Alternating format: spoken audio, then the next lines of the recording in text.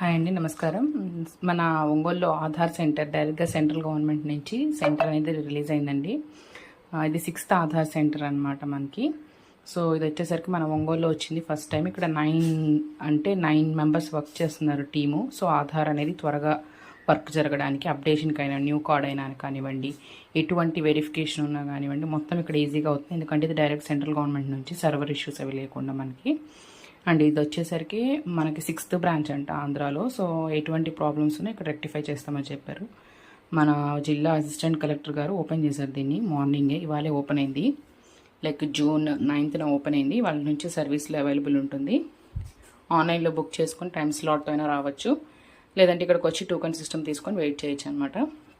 Address లాస్ట్లో ఇస్తున్నాను ఎక్కడ ఉన్నది అనేది.